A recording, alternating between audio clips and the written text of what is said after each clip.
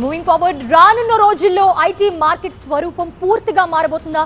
మనుషుల కంటే వేగంగా పనిచేసే ఏఐ టూల్స్ ఐటీ కంపెనీలను కొంపముంచబోతున్నాయా?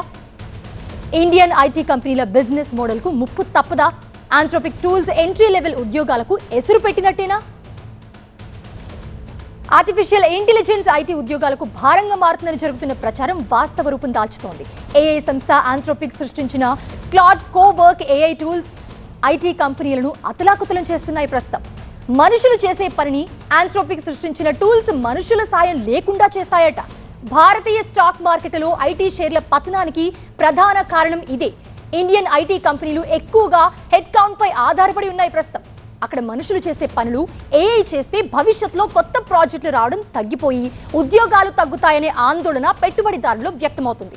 దాంతో ఐటీ కంపెనీల షేర్లు ఒడిదుడుకులను ఎదుర్కొంటున్నాయి. ప్రస్తుతం ఆంథ్రోపిక్ పేల్చిన బాంబుతో నిఫ్టీ ఐటీ ఇండెక్స్ దారుణంగా దెబ్బతింది. గడిచిన 8 సెషన్లలో ఏకంగా 3030 పాయింట్లు పతనమైంది. ఈ ఏడాది ఇప్పటి వరకు 10% పైగా పడిపోయింది.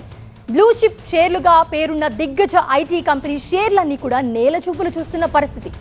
ఇన్ఫోసిస్ షేర్ 10% నష్టపోయింది. హెచ్సిఎల్ టెక్ 7.5% క్షీణించింది. విప్రో, టీసీఎస్ షేర్ ధర ఏకంగా 52 వారాల కనిష్ట స్థాయికి తాకింది. భారత్లోనే కాదు, అమెరికాలోనూ కూడా ఐటీ కంపెనీల షేర్లు పతనమవుతున్నాయి కంటిన్యూగా. సేల్స్ ఫోర్స్, కాగ్నిజెంట్ పై కూడా ఆంథ్రోపిక్ ప్రభావం కనిపిస్తోంది. అమెరికా వెల్త్ మేనేజ్మెంట్ కంపెనీలోనూ భయం మొదలైంది. ఇప్పుడు ఏఐ టూల్స్ వాటి వ్యాపార మూలాలను కదిలిస్తున్నాయి. ఐటీ రంగం ఇంతగా వణికిపోవడానికి కారణం లేకపోలేదు. మనుషులు చేసే పని ఇక ఏఐ చేయబోతుంది. ఇప్పుడు ఇన్నాళ్ళు మనం పనిచేస్తుంటే ఏఐ పక్కన ఉండి కోపైలట్గా సాయం చేసేది. కానీ ఇప్పుడు ఆంథ్రోపిక్ తెచ్చిన టూల్స్తో ఏఐ ఏజెంట్లు తమ పనులన్నీ సొంతంగానే చేసేస్తున్నాయి. అంటే అవే లీడ్ రోల్స్ పోషిస్తున్నాయి. కోడింగ్ రాయడం, బగ్స్ వెతకడం, సాఫ్ట్వేర్ టెస్టింగ్ వంటి పనులకు ఇక మనుషుల అవసరం భారీగా తగ్గిపోబోతుంది. తాజా పరిణామాలు భారతీయ ఐటీ కంపెనీల వ్యాపార మనుగడకే పెను సవాల్ కాబోతున్నాయి. భారతీయ కంపెనీలన్నీ మనుషుల సంఖ్యపై ఆధారపడి తమ వ్యాపారం చేస్తూ ఉన్నాయి. తమ దగ్గర ఇంతమంది ఉన్నారు, ప్రాజెక్టులు ఇవ్వండి, గంటకింత చొప్పున చెల్లించండి అని చెప్పి క్లయింట్లతో బేరసారాలు చేస్తాయి.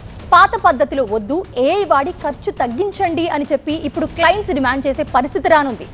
ఖర్చు తగ్గిస్తే ఐటీ కంపెనీలు మార్జిన్లు తగ్గుతాయి, తగ్గించకపోతే ప్రాజెక్టులు వేరే వాళ్ళకి వెళ్ళిపోతాయి.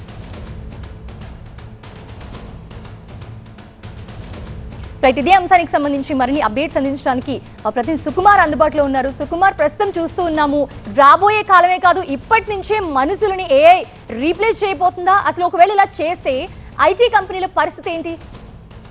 ఈ సెక్టార్కి మనకి దాదాపు 2000 సంవత్సరంలో ఏదైతే Y2K ప్రాబ్లం అని భయపడ్డామో, సిమిలర్గా ఇప్పుడు ఆర్టిఫిషియల్ ఇంటెలిజెన్స్తో అదే ప్రమాదం ఉంది అని చెప్పి నిపుణులు అంటున్నమాట. ముఖ్యంగా మనం అటు అమెరికా కావచ్చు, ఇటు భారత్లో కావచ్చు, కంపెనీలు ఇప్పటి వరకు ఆర్టిఫిషియల్ ఇంటెలిజెన్స్కి ప్రిపేర్ అయ్యి లేదా అంటే ఉన్నాయి. కాకపోతే అనూహ్యంగా ఇప్పటి వరకు కోపైలట్ అంటే పక్కన సపోర్ట్ తీసుకోవడానికి వాడుతున్న టూల్స్ ఏవైతే ఉన్నాయో అవి కాస్త సొంతంగా వాటి పనులు అవే చేసే పరిస్థితికి ఈరోజు డెవలప్ అయిన విషయాన్ని మనకి గత వారం రోజు నుంచి చూస్తున్నాం. ముఖ్యంగా మనకి కంపెనీలు ఏవైతే ఇప్పటివరకు సపోర్ట్ సిస్టమ్గా ఉన్నవన్నీ కూడా హెచ్ఆర్ కావచ్చు, మిగిలిన ప్రాసెస్లు ఏవైతే ఉన్నాయో కోడింగ్ కావచ్చు, టెస్టింగ్ కావచ్చు, ఇలా ప్రతిదాన్ని కూడా ఎవరి సహాయం లేకుండా అదే తన సొంతంగా ఆర్టిఫిషియల్ ఇంటెలిజెన్స్ చేసుకునే పరిస్థితిని మనకి ఆంథ్రోపిక్ సంస్థ రిలీజ్ చేయడం జరిగింది. దీనివల్ల ఇలాంటివి మరిన్ని రాబోతున్నాయి అనే వార్తలు కూడా అటు మొత్తం ప్రపంచం మీద రావడం ఒకవైపు అయితే, భారతదేశంలో ఉన్న కంపెనీలన్నీ కూడా ఇప్పటివరకు హెడ్ కౌంట్ని నమ్ముకుని, అంటే ఎక్కువగా మన దగ్గర రిసోర్సెస్ ఉంటాయి కాబట్టి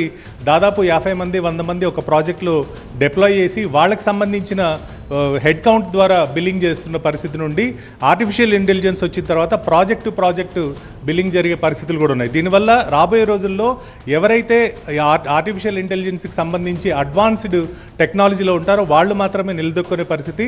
ఎంట్రీ లెవెల్లో ఇంతకుముందు మనం ఏదైతే కాలేజీల్లో ఒక వరుసగా వాళ్ళు క్యాంపస్ సెలెక్షన్స్ చేస్తూ చాలామంది రిక్రూట్ చేస్తూ పోయారో అలాంటి పరిస్థితులు రాబోయే రోజుల్లో ఉండే అవకాశం లేదు అని కూడా మనకి చాలా క్లియర్గా కనిపిస్తుంది. మరోవైపు ఆర్టిఫిషియల్ ఇంటెలిజెన్స్ని నమ్ముకుని ఆల్రెడీ ఆర్టిఫిషియల్ ఇంటెలిజెన్స్ డెవలప్ చేస్తున్న కంపెనీలు కూడా విశ్వసనీయత లేకుండా ఇన్వెస్టర్లు ఆ షేర్లన్నింటినీ కూడా అమ్ముతున్న పరిస్థితి.